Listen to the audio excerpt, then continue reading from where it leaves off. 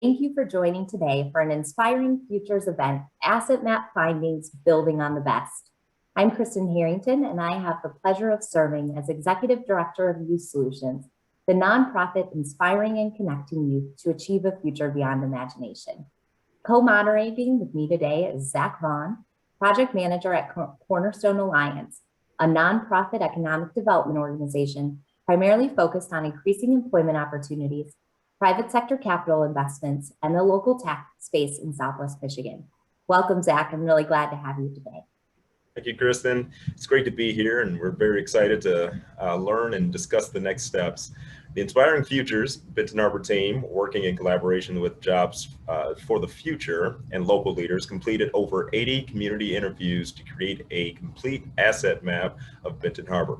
Panelists joining us today to discuss the findings and share their insight are Diane Young, Business Manager and Network Success Coach for Michigan Works, Berrien County, Van Buren, Jerry Price, Manager of Diversity and Inclusion at Spectrum Health Lakeland, and Keedra Masters, Jobs for Michigan's graduate alumni for Benton Harbor High School, a student at Valparaiso University, Spectrum Health intern, and Youth Solutions intern.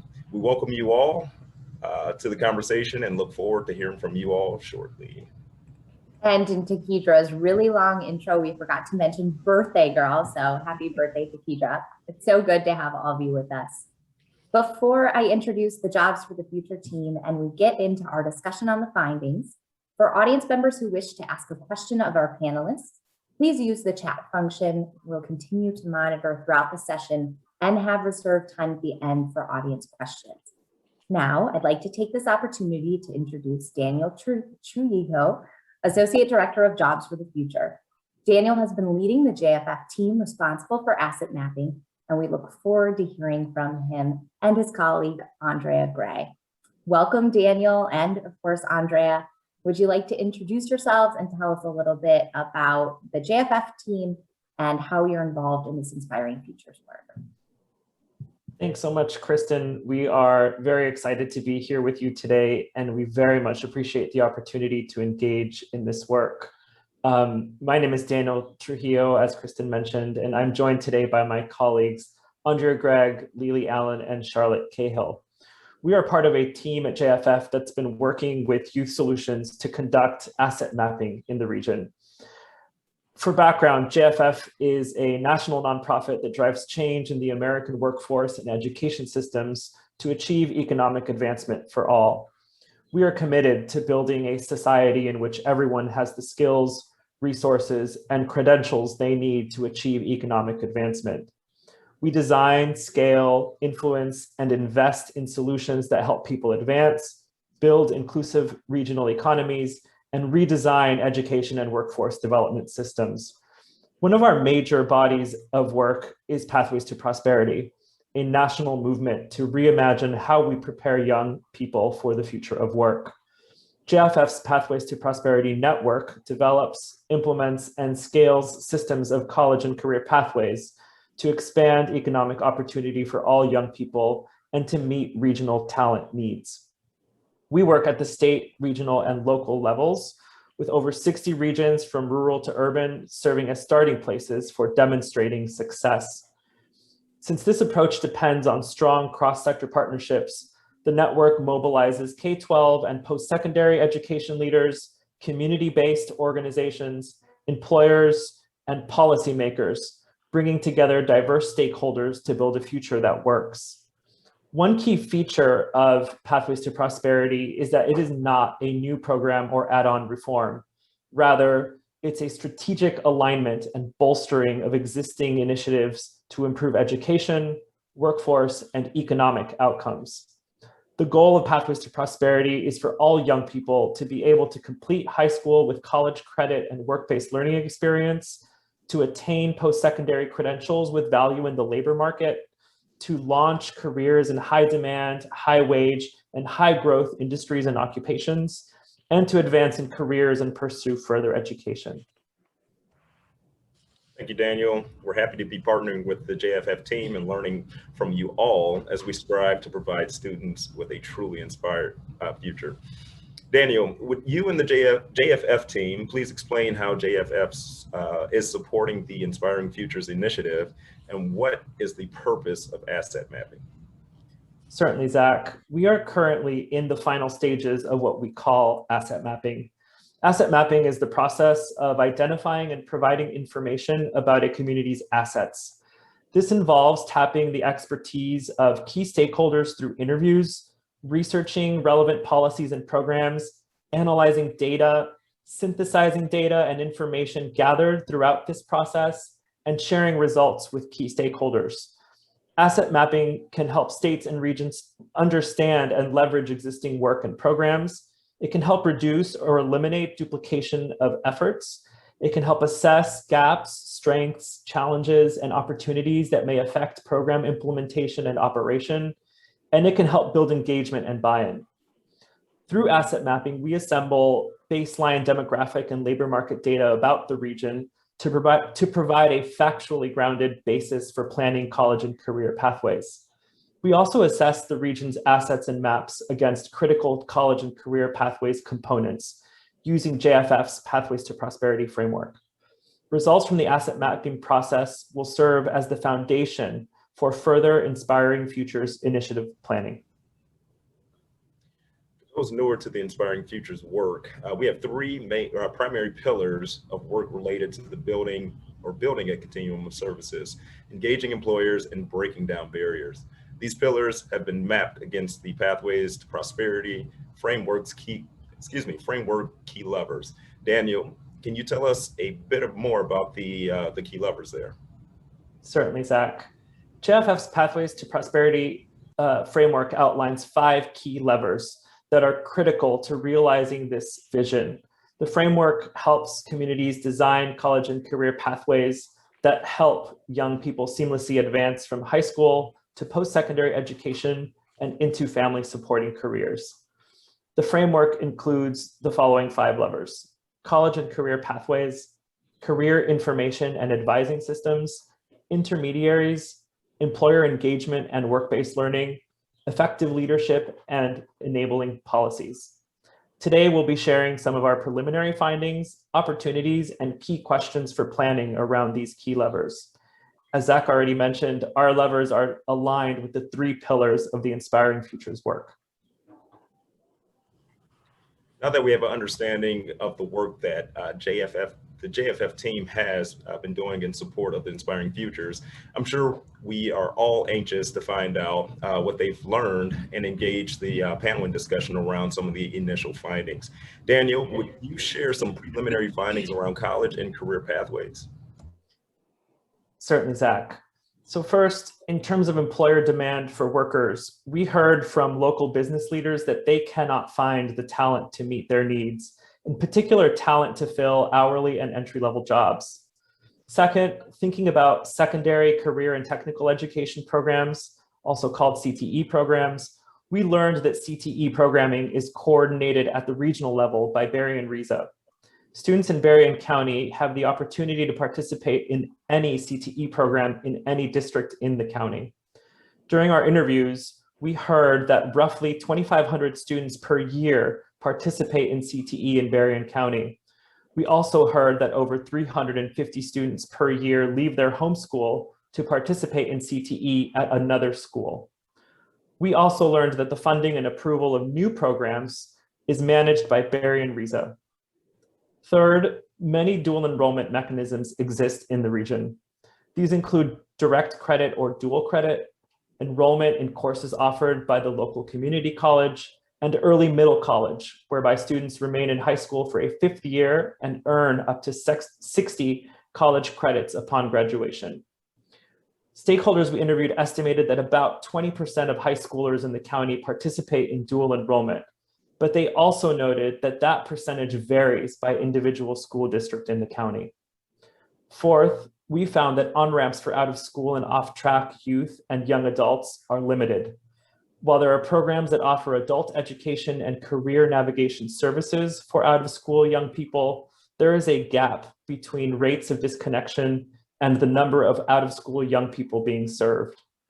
There is not currently a coordinated effort in the region to create referral networks and post-secondary bridging supports for this population. Finally, we looked at labor market information to identify areas of focus for pathway development in the future.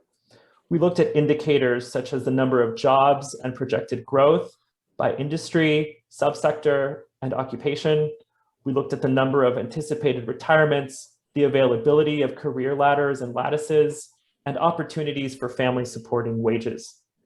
Based on this labor market information, based on interviews with stakeholders, including employers, and based on resources such as the Michigan Department of Talent and Economic Development's Marshall Plan for Talent, we found that healthcare, manufacturing, business and finance, and information technology have the highest pathways potential in the region. Thanks so much, Daniel. It's just incredibly helpful to have outside experts from the JFF team coming in to offer this fresh perspective on the region, especially in the post-COVID world. But the outside perspective needs to be balanced against real lived experiences from our community members. And we know that that is so important and so critical to our Inspiring Futures work. We're fortunate to have 3 of our subject matter experts joining today to provide their perspectives. You've heard a bit about them in the introductions, but Diane Young, Jerry Price, and Takedra Masters have exceptional insight and experience, both personally and professionally, and just have been hugely instrumental throughout the planning and in the feasibility study for Inspiring Futures. So welcome to the 3 of you. Thanks for joining today. Thank you for having us. Yeah, absolutely. Dan, let's start with you. Can you briefly share a little about your position at Michigan Works and how this information about college and career pathways might affect the work that you do? Thank you, Christian. Let me start again by saying thank you to you, Zach, and Christian. I'm excited and very happy to be a part of this platform today. The asset mapping information has been wonderful. I mean, it's very valuable, and it's going to help me tremendously in my role. Currently, I work with the Business Resource Network, and that job allows me to work with employees offsite and work with them to remove barriers, a lot of barriers that hinder their productivity on the job. These are one-on-one confidential meetings that I have with the employee, but it's not just the employee, it's the household.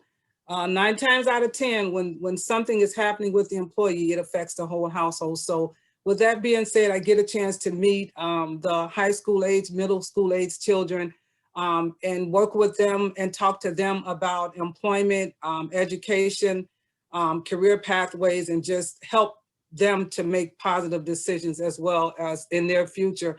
I've also in the past had a chance to work directly with our Bridge Academy students who I still maintain relationships with. So I'm always in that position to share positive information and to help direct our young people with moving forward. So all of the work that's being done now with Inspiring Futures will only enhance and allow for more equal opportunity for our young people. So I'm just glad to be a part of that. Thanks so much, Diane. And I know we shared this morning that Diane is approaching 30 years in workforce development. So she is very in the know when it comes to a lot of what we're talking about today. Takedra, on to you. Are these findings in line with your experiences growing up in the Benton Harbor community? Tell us a bit about that.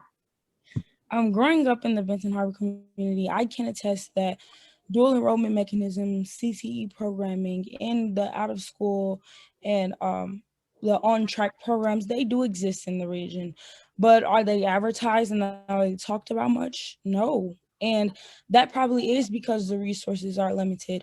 But for someone who went to a school where I had different groups of friends, and I had friends who had the unfortunate experiences of reaching kind of like that breaking point where they felt like they wanted to leave school or they felt like they were falling off of track. I wish that I knew about it so that I could pass on those resources. And for me, with dual enrollment, I did do dual enrollment within my high school, but it was only 4 people, me included, that came from my high school that went to LMC to do dual enrollment. No one else joined. So the statistics do show, they do align with the experiences that I had within my school. Thanks, Takidra. Jerry, Spectrum Health Lakeland is one of the area's largest employers and is actively involved in hiring.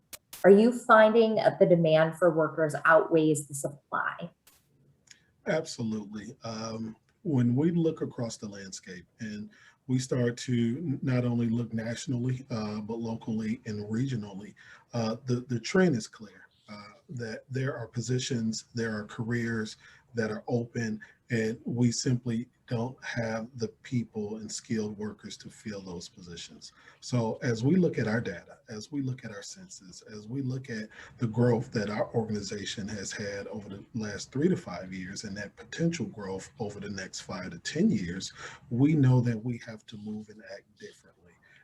And this asset map and landscaping really helps us start to identify what are those pathways and pipelines that Spectrum Health can help create and identify so that we can start to grow local talent and be able to fill these positions.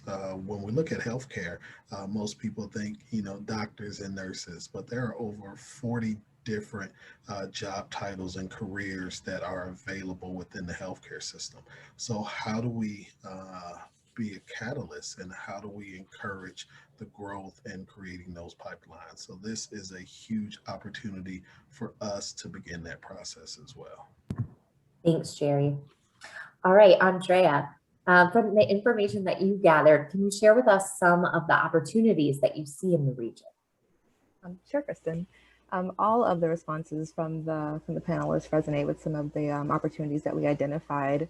And to reiterate some of the information, the labor market information that Daniel shared, we did find that there are a number of pathway options for young people, including those in healthcare, IT, manufacturing, and business and financial services. So thinking of those pathways, each of them offer opportunities as far as programs of study in the region that are aligned with post-secondary credentials that would be valued or are valued by employers. And second, thinking on our findings also led us to consider the role of Berry and Riza in developing equitable career pathways in schools. There is an opportunity for Berry and Riza to leverage its role coordinating CTE pathways to ensure more young people have access to courses that are aligned with career pathways with high value in the labor market. And likewise, thinking about some of the experiences Takidra shared, there is an opportunity to expand access to dual enrollment options, particularly early middle college, to ensure that there is equitable access to dual enrollment programs across the county.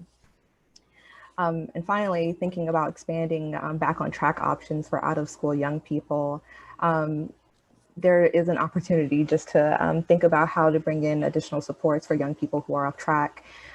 For context, back on track options generally incorporate preparation for college and career pathways, post-secondary bridging that's supported by navigation advisors, and first-year supports that boost persistence after young people transition to post-secondary. Conveners of this work might consider how post-secondary institutions and community-based organizations might work collaboratively to create an ecosystem that does incorporate these services and builds more on-ramps for students who are at risk or off track. Thanks, Andrea.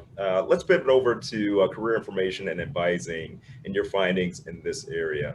Andrea, can you tell us a bit more about your findings in the career information and advising key lever? Thanks, Zach. We did hear that a bit about the career development education requirements that take place at each grade level, including those educational development plans that begin in 7th grade, and the work that Michigan career development model that outlines strategies for each grade level. Despite hearing that implementation of this model has been a little uneven across school districts, we did find that career exploration tools like Zello are state mandated, are widely used and widely accessible across school districts. Along those lines, we found that there are many programs in the region that do provide career advising and mentoring as key components. Programs such as Jobs for Michigan Graduates, Early Middle College, Start to Finish, and Boys and Girls Club all offer career advising services. And these services at these programs are offered in addition to core advising that would happen at colleges and schools. To this end, we did, however, find that there is a gap in the population that's targeted by advising services. We found that there are limited advising supports for out-of-school young people. Advising services for this group were most prominently connected to workforce programs. However, with changes in the focus of key institutions like Bridge Academy that deliver adult education with a career focus, we find that there, and also a limited number of community-based organizations that specifically target out-of-school young people. There is a risk of just having more robust services for young people throughout the region. And finally, Lake Michigan colleges requires guided educational pathway planning, its course as a requirement for students. Lake Michigan has invested in intentional advising and pathway exploration and planning functions, including professional advising and faculty advising.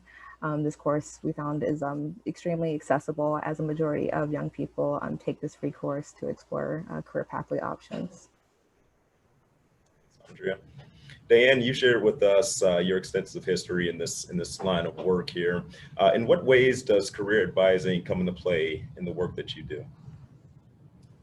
Thank you, Zach. For me, as I stated earlier, in my current role with the Business Resource Network employers, working with their employees in the household, but also I have a strong presence in the community.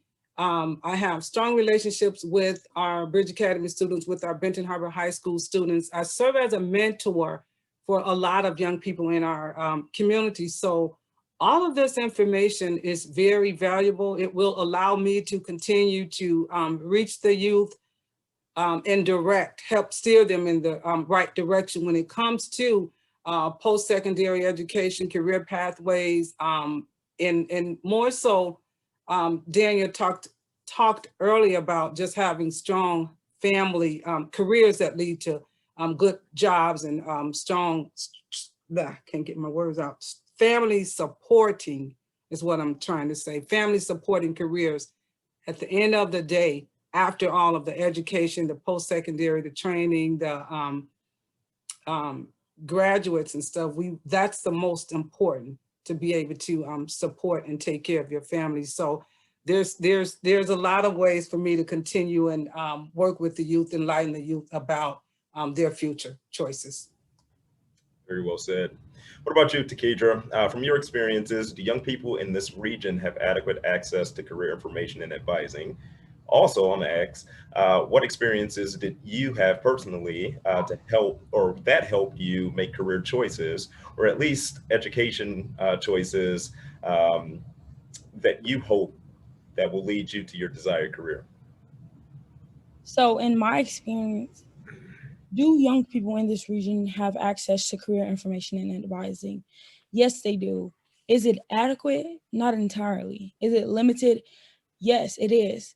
Because the experiences that I encountered that kind of helped me find my way or guide me towards what my desired career passion was, our career pathway was, is going out and having internships within my local hospital, because I knew that I wanted to be a doctor since I was in the 4th grade. And so when I became of age to start looking for these internships, I began to take internships it started about 2 summers ago, and this is currently my 3rd summer within my local hospital. But being able to shadow some of the medical students and the doctors in each department, and also building connections while in these internships. So for me to be consistently coming back every summer, these medical students are looking at me like, okay, this is somebody who really wants to be in this field. So let me extend a hand, or let me, build kind of a rapport with her, or try to talk her through these things because she is in college. And also I did things that were totally unrelated to my passions that will help solidify my passions. So for example, I currently go to Valparaiso University and I major in biology with a minor in chemistry. And with that degree, I don't have to just go to med school. That degree opens me up to careers in wildlife reservations, nature science, things like that. And even with my chemistry minor, it opens my career up to pharmaceuticals. And for me, my passion is not just in being a doctor. My passion was in healthcare. So what I did was go out and find internships, a 2-week internship in a wildlife reserve. And although it was something that was interesting, it was not something that I felt like I could have a sustained, successful life in. So I did something that was totally unrelated to the thing that I thought I wanted to do. And that kind of was like, okay, now you know for sure it's not wildlife. You want to do healthcare, and this is going to solidify that. And I said all of that to say that I didn't get to this by myself. I was aware of the opportunities of my internships at the local hospital through mentors at the Boys and Girls Club. And I also said that to say, what about the students who don't have adequate transportation to reach the Boys and Girls Club for career advising? What about the students who are falling off of track in school, so they're not even going to school? Why would they go to the Boys and Girls Club? So it's not entirely adequate, because a lot of times we have to realize that sometimes the students won't come to us, we have to go to them. I echo that, Takidra. I know in college, your experiences definitely shape and mold the direction that you head down. Thank you. Daniel, can you share some of the opportunities that you are recommending the Inspiring Futures team build from in envisioning this initiative? Certainly, Zach. We see many opportunities in the region in this area. First, there's an opportunity for programs and service providers to align their career advising efforts to the Michigan Career Development Model, to the K-12 student educational development plans, and to career navigation platforms that are already being used by districts and colleges. Programs and service providers in the area could play a pivotal role in helping school districts in the region meet state requirements for career advising, and to help them do this equitably across the region. The second opportunity we see is alignment between school, district, and post-secondary career information and advising efforts.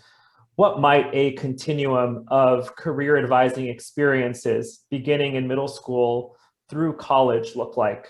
How might the guided pathways work at Lake Michigan College, for example, be aligned with the efforts of programs, service providers, and school districts in the region along this continuum of career advising experiences? The third opportunity we see is to promote career opportunities through parent engagement. What tailored resources might the region be able to provide to students and their families to help them gain a more complete picture of possible careers? Fourth, strengthening teachers and counselors' knowledge about industries would help students understand pathways to careers.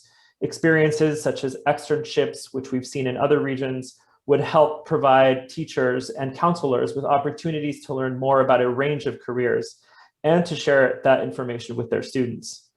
This would also help students understand the connection between learning in classrooms and possible future careers. Finally, we see an opportunity to develop talent pipelines for high-quality career advisors and to support the placement of community and campus-based career advisors. Programs and organizations such as Youth Solutions are already finding innovative ways to address shortages of advising specialists by developing trainings to reskill school personnel to meet this need. Thanks so much, Daniel. Another topic of importance is work-based learning and employer engagement. And Takidra, you so beautifully summarize the impact that these opportunities have had on your career journey. that I can't not think of you when I think of these topics. But we would love to hear more broadly from you, Andrea. What are some of your findings? Sure, Kristen. We're seeing that employers are engaged in with a variety of organizations in the region in a variety of capacities. For instance, employers participate on advisory committees for secondary and post-secondary CTE programs. Michigan Works connects employers for workforce development purposes. Nonprofits such as Junior Achievement and Youth Solutions engage employers to develop and deliver services. And employers are engaged in regional strategy discussions through forums such as the Strategic Leadership Council. We also see that work-based learning is growing. Employers in the region are engaged in strategies such as apprenticeship, internship, and clinicals. Some school districts coordinate internships for a few of their students. And Michigan Works offers apprenticeships in healthcare, in the healthcare field, and supports businesses, particularly manufacturers, in developing their own apprenticeships. And I think what we also heard loud and clear is that employers do want to engage deeply with K-12. We heard this throughout our interviews. Many businesses are interested in deepening their relationships with school systems and expanding for the purposes of just informing young people and advisors, but also expanding their talent pipelines. But to that end, they don't necessarily know how to do this and don't have streamlined ways to connect. Absolutely. Thanks, Andrea. So Diane, you're such a longtime veteran of the workforce system. Does this align with your experiences? Yes, Kristen, I do agree. There's a lot more happening, a lot more discussions, and a lot that has happened over the past several years with Michigan Works. We know that the connection has to be made in the middle school level, at the high school level. And so, you know, we've recently been more proactive in hosting things such as career pathway days, manufacturing days, the internships, the vocational trainings. We have a lot of, there's a lot more avenues, and not just Michigan Works, a lot of community partners, agencies. The Boys and Girls Club was mentioned, and so there's a lot of other ones that are more so than ever now being a little bit more proactive in that, introducing these fields, these career fields and career pathways to the students at the high school level. It gives them a chance to see some of these things, experience some of these before they go off to college and think they want to be in a certain field, and then later decide this is not what I really wanted to do in the school, and I've gotten a degree, but hey, I don't want to do this. And so our programs that we have, the Youth Solutions, the internships with Spectrum Health Lakeland, the JMG Youth Build programs that offer these different certificate levels of certificate, CNA training, construction and skilled trades. So just a lot more being offered. And I think it's good, it's important that our young people are introduced into all of these areas at earlier ages, so that, you know, with the asset map discussions and findings, that we know that it's good, we know that it's needed, we know that somebody said it earlier, the data shows it. And so it's working, and I do believe that it does align with my experiences in the workforce development with Michigan Works. Thanks, Diane. And I just underscore some of what you shared to say, you know, we called this session Building on the Best intentionally because there's so much good happening, right? And that was the premise for Inspiring Futures at the very beginning. There's so many good things happening, and perhaps it's the lack of connection between the things that's really where we need to focus some of our efforts. So with that, Jerry, how are you envisioning all of this as an employer within the region, actively engaged with young people, especially work-based learning? I think it's exciting for us, right? We've talked a lot about internships. So we have the growth internship program here. which is offering students that opportunity to explore careers. And you can see the excitement as they look at these both clinical and non-clinical jobs here within the healthcare system.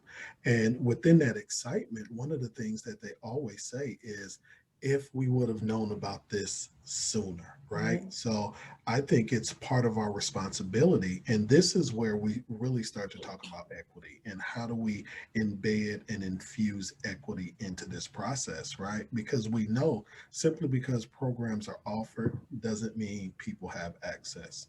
Right. So how do we take successful programs? How do we take these inspirational programs and then start to bring them down to lower and lower grades in terms of how do we get access earlier? Right. Because we know that young mind, they're forming those ideas. They're forming those dreams.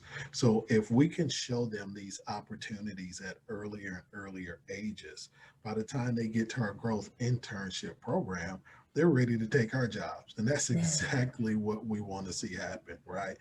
This program is called Inspiring for a reason, right? The earlier we inspire, the sooner we plant that seed, the better fruit that we will reap at the end of this. And that's why this is important to us as an employer. That's why this is important to every business and organization within our community. Oh, thank you. I love it because we're really summarizing in so many ways the initial vision for Inspiring Futures, right? Start younger, inspire younger, and connect. So lastly, Zach, can you tell us a bit more about the work that you do at Cornerstone and how these findings will affect your work or the broader region that you, of course, serve? Yeah, absolutely. So Cornerstone Alliance is an economic development organization. And I've said this before, economic development can mean different things to different people when you speak to them. But at the heart of economic development, it is about improving the economic prosperity within a region and truly making a social impact. So it's about community. And as Jerry and Diane and Takedra and all the panelists have indicated here, community is very important. And Cornerstone Alliance, from an economic development standpoint, wants to provide services and will provide services which evoke growth and sustainability. And I think sustainability is a strong word there because as you venture into the branches of economic development, what we want to do here is attract business. We want to bring business to the area, and we want to ensure that the businesses that are here remain within this area. So there's a retention component there as well.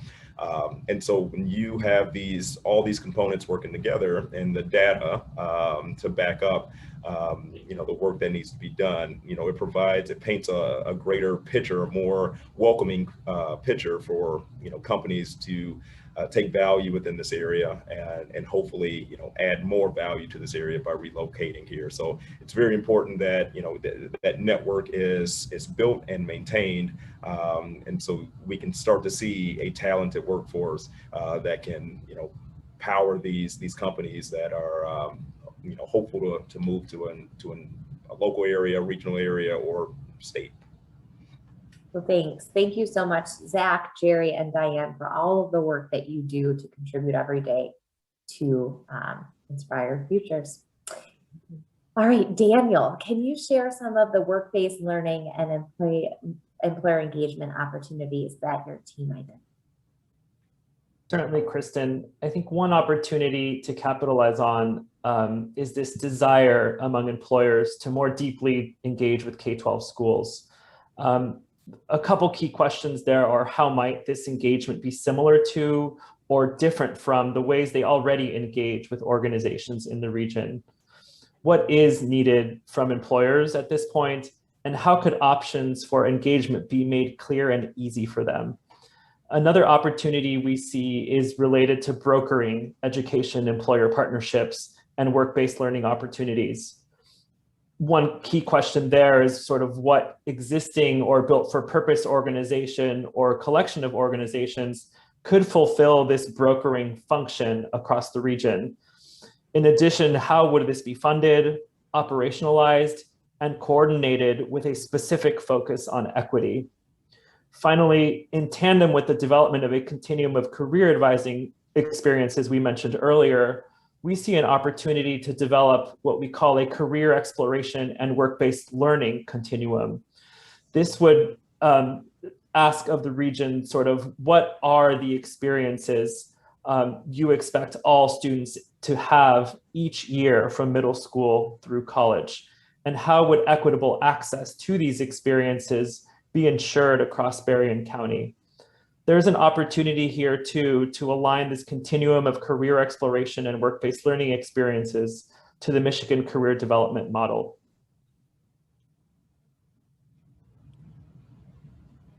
The last area we will look at today is around intermediaries, those organizations that already engage in serving the youth of Benton Harbor.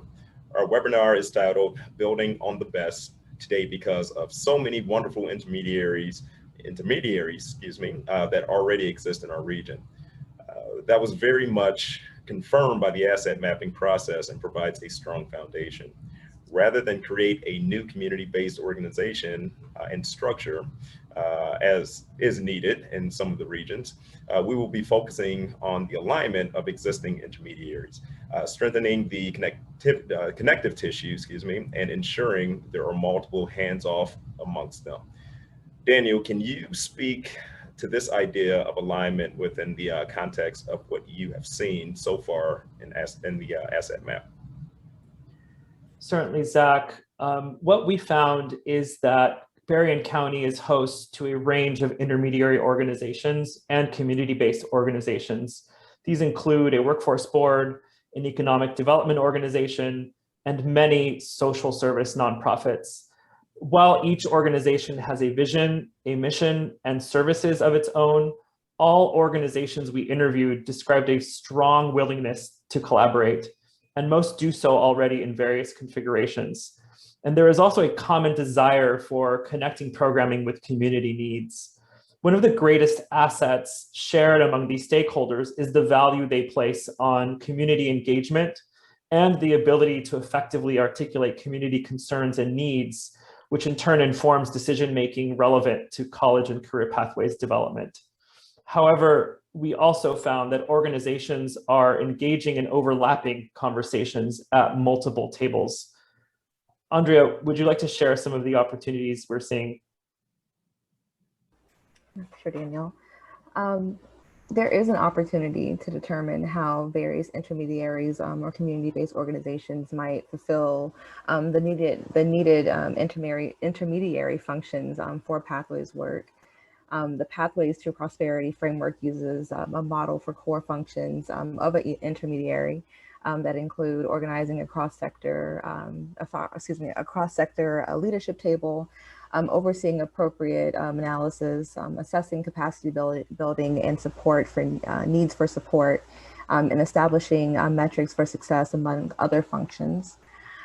This process of determining a central intermediary structure might also determine what existing infrastructure can be used in the short term to create career pathways, and what resources are needed to sustain the work in the medium to long term. Who in the region might identify as that central intermediary or convener. Identifying an intermediary model is also an opportunity to rally and create a common vision for the work by identifying common goals organizations can work towards collectively, and to have a body that would anchor equitable pathways work in the region. And lastly, there's also an opportunity to build a campaign around career pathways to create a continuum of services, including those for wraparound supports. What would this continuum of services look like if it was addressed by age and by need? And in what ways might these services be clear and accessible to young people and families? How could the intermediary build and leverage trust in the creation of this continuum? Thanks, Andrea. Of the several opportunities identified by the JFF team, a commitment to coordination and collaboration resonates most strongly with the original vision behind our Inspiring Futures work. We know there are organizations out there doing such phenomenal work, and we've heard so much about it just today in service to young people, but there isn't always coordination and collaboration amongst them. Jerry, you've been a part of several organizations, committees, projects. I've definitely seen you wear lots of hats that focus on regional efforts. How do you think Inspiring Futures can ensure coordination and collaboration amongst community organizations? Kristen, great question. Thank you for that. I'll start with an old African proverb that says, if we want to go fast, go alone. If we want to go far, go with others, right? We are the others. Our community organizations, our businesses, youth serving programs, they're all the others, right? When we try to move forward, we have to move forward with all voices together. And part of that is listening, right? And not just listening, but listening to understand, right? And this is how we start to close the gap. This is how we build more equity into the process. And this is how you have many organizations, coalitions, collaborators, stakeholders moving in the same direction, because everybody's voice has equal weight at the table. And when you have equal weight at the table, people will move with you and move together, because now it's just not an individual idea, it's a shared collective dream to move the community forward. And I think when we do those things, when we listen to understand, when we give weight to everyone's voice at the table, there is that ability then for many of us to move forward for a singular goal. Because at the end of the day, we have to compete, right? We have to compete with larger markets. We have to compete in the labor market. And how do we do that? We do that as a collective force moving forward. Absolutely. Thank you so much, Jerry. And I'll just underscore what you're saying with this asset mapping process that included over 50 organizations, nearly 80 people participating. And I think at the risk of putting some words in your mouth, that's kind of what we're talking about here, right? Making sure everybody's voice is heard and that everybody has a chance to participate equitably. So Takidra, last but not least, you're someone who's benefited immensely from working with a number of organizations in the community. Your intro bio tells us all we need to know, that you have been in so many great places doing so many wonderful things. As an alumna of several local programs, what advice would you give to area leaders around working together more effectively? Thank you. So I definitely want to piggyback off of Jerry using an African proverb that says, it takes a village to raise a child. And so for me, if you were to ask me, like, who helps you get this far?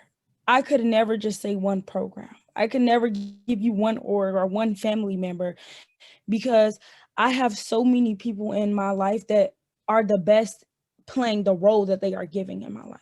So a lot of times different organizations come into your life and try to be the sole most accredited benefactor, without realizing that sometimes there is someone else who is better for that position than you are, but you fit in this piece of the puzzle better than the other.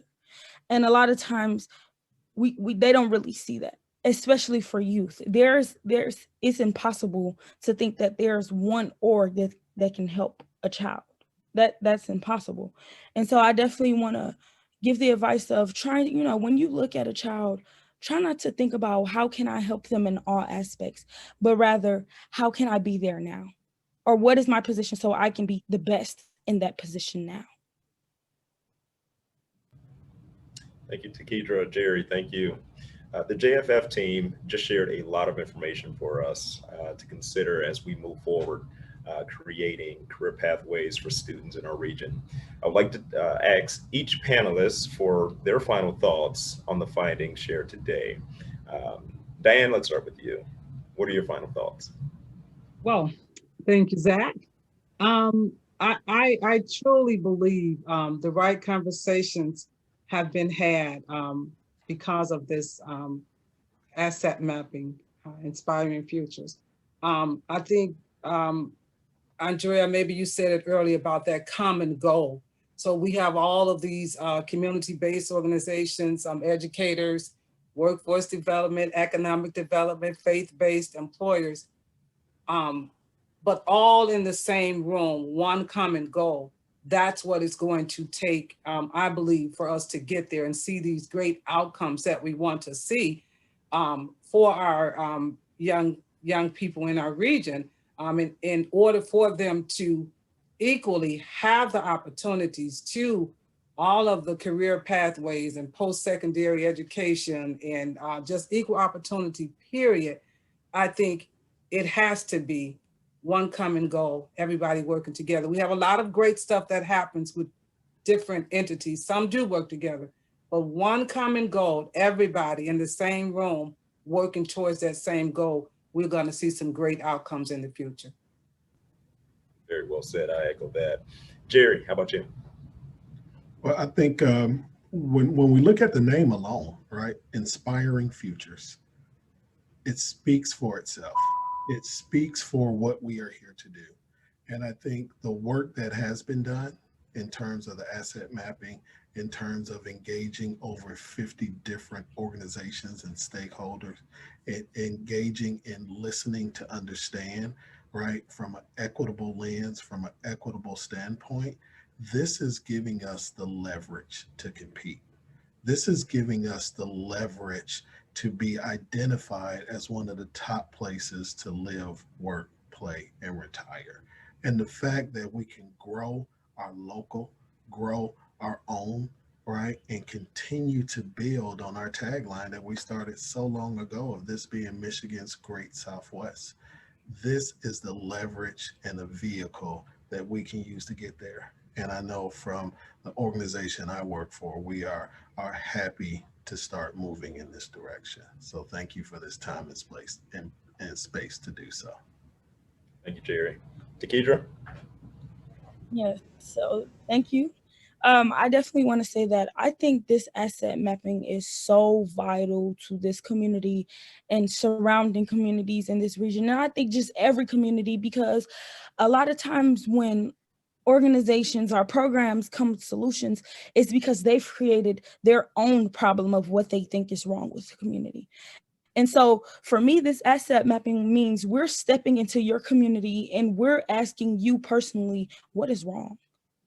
So it's sitting down and it's saying, okay, I'm going to put my pride and my ego to the side and I'm going to listen because I may not know, but I'm trusting you to tell me what is wrong so that we can find a solution. And this isn't just a solution for one child, but this is producing solutions and opportunities for every single child, helping every youth understand that success isn't lucky. It isn't being blessed. It's something that you can be guaranteed when you have people in your corner who are guiding you properly and appropriate.